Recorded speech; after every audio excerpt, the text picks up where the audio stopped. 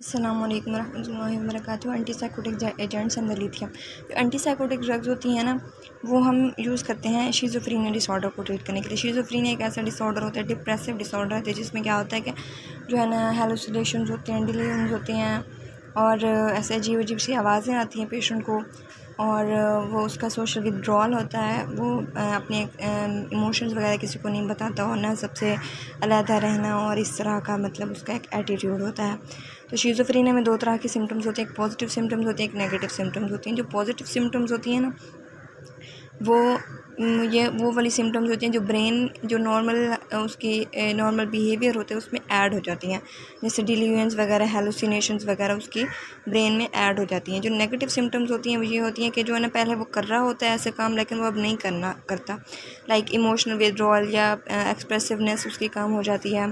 ठीक है, उसका जो है ना इस तरह की जो है ना इसमें सिम्टम्स होती हैं। ठीक है, अब जो एंटीसाइकोटिक्स हैं, ये क्लासिफिकेशन की हुई है दो ड्रग्स में, ओल्डर या फर्स्ट जनरेशन ड्रग्स हैं, और जो न्यूअर हैं, और जो है ना न्यूअर या फिर जो है ना सेकंड जनरेशन को टिपिकल एटिपिकल एंटीसाइकोटिक्स भी कहते हैं। इनका डिफरेंस जो है ना बहुत इंपॉर्टेंट है, ये ऐसे के उसमें आता होता है। तो फर्स्ट जनरेशन ड्रग है, ओल्डर ड्रग्स, इनके क्या है, ये किन रिसेप्टर पे एक्ट करती हैं, D2 रिसेप्टर पे इनकी ज़्यादा एफिनिटी है, और D2 रिसेप्टर पे जाके एक्ट करती हैं। जबकि जो न्यूअर जनरेशन है या फिर एटिपिकल एंटीसाइकोटिक्स हैं, ये सेकंड जनरेशन है, ये क्या करती हैं, ये सीरोटोनिन रिसेप्टर पे जाके एक्ट करती है, 5H2 सब टाइप के ऊपर जाके एक्ट करती हैं। ठीक है, अब जो इसके जाके जब इसकी फर्स्ट जनरेशन ड्रग्स हैं, ये D2 रिसेप्टर को ब्लॉक करती हैं, उसको उसके लिए एफिनिटी ज़्यादा है, तो इनके जो इफ़ेक्ट्स आते हैं एसोसिएटेड, वो क्या आते हैं कि हाइपर वो आते हैं एक्स्ट्रा पिरामिडल डिसफंक्शन होता है, क्योंकि D2 जो रिसेप्टर है ना, वो एक्स्ट्रा पिरामिडल जो है ना साइड इफ़ेक्ट के साथ एसोसिएटेड होता है। जब वो एक्स्ट्रा पिरामिडल जो फंक्शंस होते हैं उसके साथ एसोसिएटेड होता है, और जब वो ब्लॉक हो जाएगा तो एक्स्ट्रा पिरामिडल डिसफंक्शन होगा। लाइक उसमें फिर पार्किंसोनियन सिम्टम्स आएंगे, लाइक रिजिडिटी हो गया, ट्रेमर, ये काइनेसिया, ब्रैडीकाइनेसिया वगैरह। जो सेकंड जनरेशन है ड्रग्स, सेरोटोनिन रिसेप्टर एंटागोनिस्ट है, इनकी वजह से क्या आता है कि ना वेट गेन और हाइपरग्लाइसीमिया इनके साथ ज़्यादातर एसोसिएटेड होता है। जबकि इसमें एक तो एक्स्ट्रा पिरामिडल साइड इफ़ेक्ट्स होते हैं, इसके अलावा मेटाबॉलिक डिस्टर्बेंसेस भी होते हैं, लाइक हाइपरप्रोलैक्टिनीमिया और गायनिकोमेस्ट्रिया और गैलेक्टोरिया वगैरह, इनफर्टिलिटी वगैरह इसके साथ एसोसिएटेड होते हैं। D2 रिसेप्टर ब्लॉक हो गया तो अब डोपामिन क्या है, नॉर्मली प्रोलैक्टिन रिलीज़ को इनहिबिट कर रहा होता है, तो क्या होता है जब D2 रिसेप्टर ब्लॉक हो जाएंगे तो प्रोलैक्टिन का लेवल बढ़ जाएगा, हाइपर प्रोलैक्टिनीमिया हो जाएगा। ठीक है, ये कुछ वो था इन दोनों का जो है ना मेन डिफरेंस था। इनका मैकेनिज़्म का ये लाजमी लिखना है कि इनका रिसेप्टर इन पे जाके एक्ट करती हैं, इनको जब ब्लॉक हो जाएगा तो इफ़ेक्ट्स कौन से आएंगे। ठीक है, और इसके अलावा एक और है कि जो ये न्यूअर ड्रग्स हैं ना, ये मोर इफ़ेक्टिव है, और जो है ना इनकी टॉक्सिसिटी भी इनकी निस्बत कम है। ठीक है, ये हो गया इसका मेन। अब इसके बाद जो है ना इसकी क्लासिफिकेशन में आ जाए। क्लासिफिकेशन में क्लासिक ड्रग्स हैं, जो ना न्यूअर एजेंट्स हैं। जो क्लासिक ड्रग्स वही ओल्ड हो गए, न्यूअर न्यू हो गए, मैंने बता दिए, इनकी जो है ना एग्जांपल्स बताई हुई हैं। इनमें फेनोथायाजीन्स है, क्लोरप्रोमाजीन वगैरह हो गए, ये थायरोडाजीन हो गया, फ्लूफेनाजीन हो गया। इसके बाद जो हेलोपेरिडोल है, ये क्या है, ये जो है ना बुटारफिनोन्स हैं, और थायोथिक्जीन है, जैसे थायोथिक्जीन, थायोजेंथीन्स वगैरह। जबकि इसमें जो है ना इनकी सेपरेट जो है ना इनके ग्रुप्स नहीं हैं, ये इनके नाम है बस याद रखने, क्लोजापिन, ओलेंजापिन, क्विटापिन और रिस्पेरिडोन और जिप्रासिडोन और अदर्स वगैरह। इसके बाद ये होगी एंटीसाइकोटिक्स जो हम शिज़ोफ्रेनिया को ट्रीट करने के लिए यूज़ कर रहे हैं। इसके बाद जो है ना अदर डिसऑर्डर्स होते हैं, बाइपोलर डिसऑर्डर्स, उनको ट्रीट करने के लिए भी ड्रग्स दी जाती हैं। उनमें जो ओल्डर ड्रग है वो लिथियम है, और जो न्यूअर एजेंट्स हैं वो कार्बामाजिपैम, क्लोनाजिपैम, ओलेंजापिन, वाल्प्रोइक एसिड वगैरह है। ठीक है, अब इसकी क्लासिफिकेशन हो गई। इसकी फार्माकोकाइनेटिक्स में मतलब फार्माकोकाइनेटिक्स हमारे लेवल पर इंपॉर्टेंट नहीं होती, बस यही है कि जो है ना ये ऑरली दी जाती हैं, और इनको जो है ना ये जाहिर से इन पर ब्रेन पे इफेक्ट है, तो ब्रेन में लिपिड ब्रेन बैरियर को क्रॉस करेंगे और ब्रेन में जाएंगे, और लीवर इनको मेटाबोलाइज करेगा। और जो है ना कुछ ऐसी ड्रग्स भी हैं जिनकी पेरेंट्रल फॉर्म्स भी अवेलेबल हैं, बस इसमें और कुछ खास नहीं है। मैकेनिज्म ऑफ एक्शन में डोपामिन हाइपोथेसिस है। डोपामिन हाइपोथेसिस के मुताबिक ये जो डिप्रेसिव डिसऑर्डर्स होते हैं या शिज़ोफ्रेनिया है, शिज़ोफ्रेनिया हमारा ब्रेन में न्यूरोट्रांसमीटर डोपामिन का लेवल बढ़ने की वजह से होता है। ये डोपामिन हाइपोथेसिस है। ठीक है, जब डोपामिन का न्यूरल ट्रैक्ट्स में लेवल बढ़ जाता है ना, तो उस वजह से जो है ना हमारी ये डोपामिन ये बीमारी होती है, ये शिज़ोफ्रेनिया, ठीक है।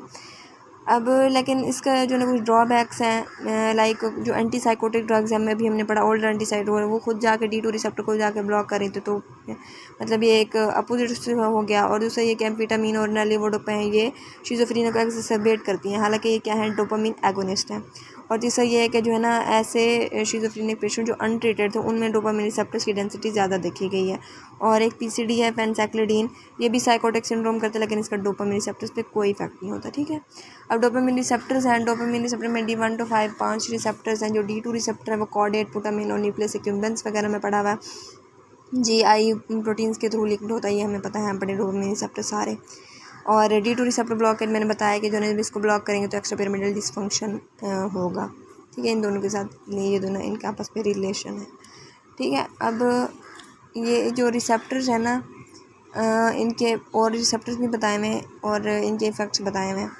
अब जो अदर रिसेप्टर्स हैं उसमें जो है ना अलग से इधर देखें, जो मोस्टली फेनोथायजीन्स हैं, ओल्डर एंटीसाइकोटिक्स में फेनोथायजीन, थायरोडिजोन, हेलोपेरिडोल वगैरह ये हो गई, ठीक है, ये 3। तो फेनोथायजीन्स मोस्टली जो है ना D2 रिसेप्टर्स पे ब्लॉक करती हैं और ना अल्फा में इनका इफेक्ट होता है, ठीक है। लाइक इनके जब हम पढ़ेंगे तो इनके जो ना एक्स्ट्रा पिरामिडल डिसफंक्शन इनके साथ ज़्यादा एसोसिएटेड होगा और ना पोस्टल हाइपोटेंशन वगैरह एसोसिएटेड होगी मोस्टली। इसके बाद थायरोडिजीन है, इसमें जो है ना D2 रिसेप्टर्स को ब्लॉक करती हैं, अल्फ़ा को भी करती है, मस्कैरेनिक को भी करती हैं। इस वजह से जो ऑटोनॉमिक इफेक्ट्स आएंगे, ऑटोनॉमिक इफेक्ट्स ब्लॉकेट की वजह से, तो वो ज़्यादा थायरोडिजीन के साथ एसोसिएटेड होंगे। कार्डियक टॉक्सिसिटी वगैरह भी हम आगे पढ़ेंगे, ठीक है।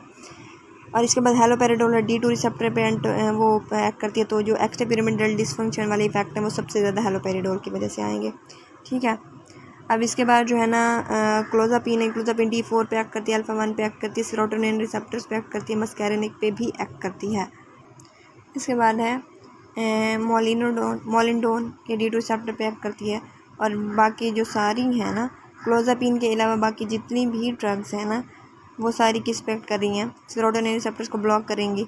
इसके अलावा जो ये है रिस्पेरिडोन, जिप्रा, ये क्या है, जिप्रासिडोन, ये क्या है, ये जो है ना D2 रिसेप्टर्स पे भी एक्ट करती है, सेरोटोनिन रिसेप्टर्स पे भी एक्ट करती है। मतलब मेनली इनका सेरोटोनिन रिसेप्टर ब्लॉक कर इफेक्ट होता है, लेकिन D2 पे भी एंटागोनाइज करती है, मोलिनोडोन भी और ये दो भी।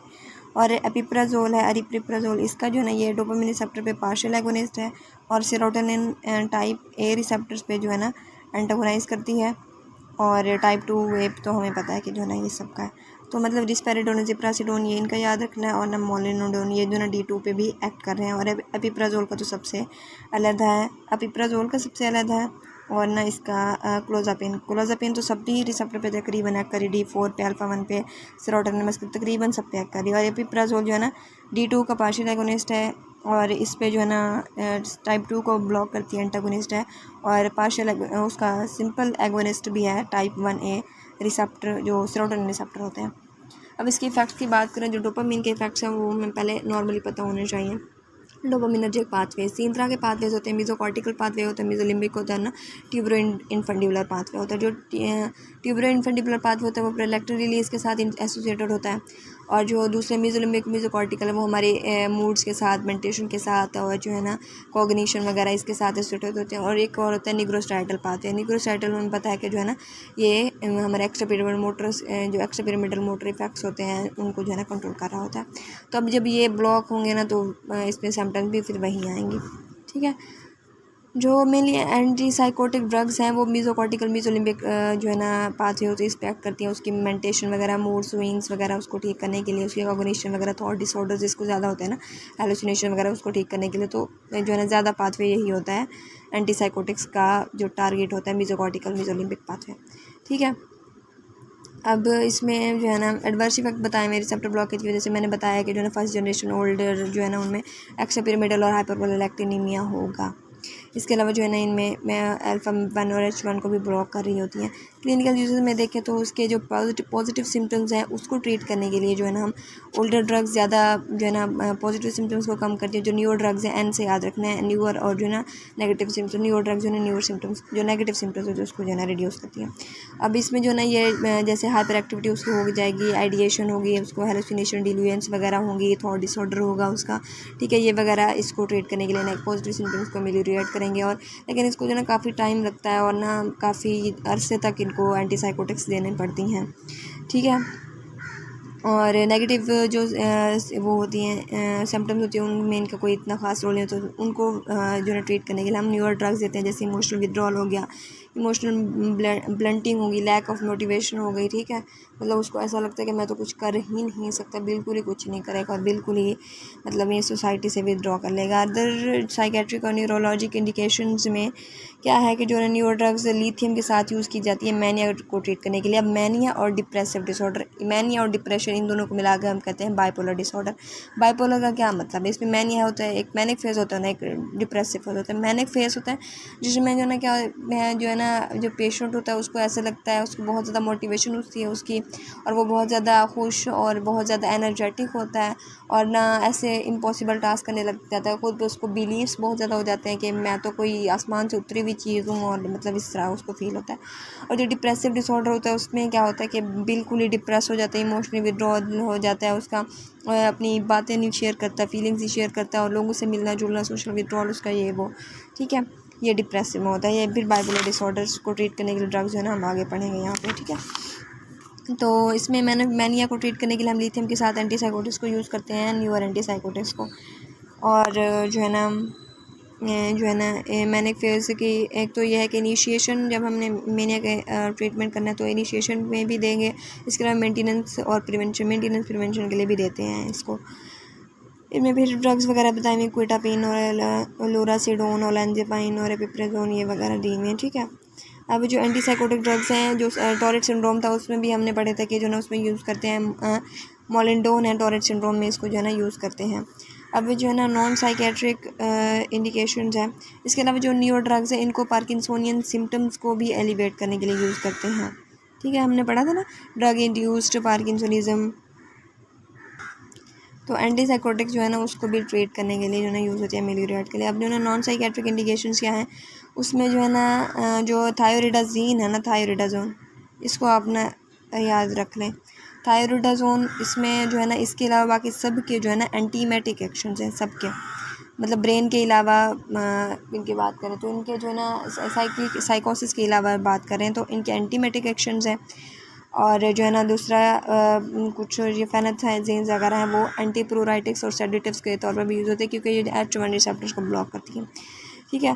अब जो थायरोइडाज़ोन है ना, इसका मैं कह रही थी इसको याद रख लें, तो एक तो ये कि इसका एंटीमेटिक एक्शन है, सॉरी इसके अलावा एंटीमेटिक एक्शन है मोस्ट फेनाथाइजीन्स का, और इसके अलावा जितनी भी फेनाथाइजीन्स है वो सारी जो है ना वो फैटल नहीं है, जबकि ये फैटल है, आगे हम पढ़ेंगे। इसकी जैसे टॉक्सिसिटी होती है कि कार्डियक टॉक्सिसिटी करा देती है। अब जो है ना रिवर्सिबल और न्यूरोलॉजिक इफेक्ट्स हैं, उसमें जो है ना डोज डिपेंडेंट एक्स्ट्रापिरामिडल साइड इफेक्ट मैंने पहले बता दिया था, D2 रिसेप्टर को ब्लॉक कर रही हैं ओल्डर साइकोटिक्स। तो जो रिवर्सिबल न्यूरोलॉजिक इफेक्ट्स है ये याद रख लें कि ओल्डर एंटीसाइकोटिक्स की वजह से हो रहे हैं। डोज डिपेंडेंट होगा एक्स्ट्रापिरामिडल साइड इफेक्ट्स, इसको हम रिवर्स कर सकते हैं अगर हम डोज डिपेंडेंट है, तो मतलब अगर हम डोज को कम कर दें इससे रिवर्स हो सकता है, या फिर ना हम एंटी मस्कैरिनिक्स दे दें, ताकि क्योंकि डोपामिन का जो है ना ब्लॉक हो गया ना, तो एंटी मस्कैरिनिक मसल वो एसिटाइलकोलिन का इफेक्ट ज़्यादा हो रहा है, तो एंटी मस्कैरिनिक्स दे देंगे, उससे कुछ जो है ना इसका एंटागोनाइज हो जाएगा। और जो है ना मैंने पहले बता दिया था कि एक्स्ट्रापिरामिडल साइड इफेक्ट्स हेलोपेरिडोल की वजह से ज़्यादा होते हैं। और जो है ना इसमें एक एथीसिया और डिस्टोनिया वगैरह है, ये भी इसमें एसोसिएटेड होते हैं। और इसको ट्रीट करने के लिए हम क्या देते हैं, क्योंकि एक्स्ट्रापिरामिडल साइड इफेक्ट्स हैं, तो D2 रिसेप्टर जब ब्लॉक होगा तो डिस्टोनिया वगैरह तो आएंगे ही आएंगे, और एथीसिया वगैरह। और जो है ना डाइफेनहाइड्रामीन के साथ जो है ना पेरेंटली हमने पढ़ा था कि डिस्टोनिया को ट्रीट करने के लिए देते हैं। और टार्डिव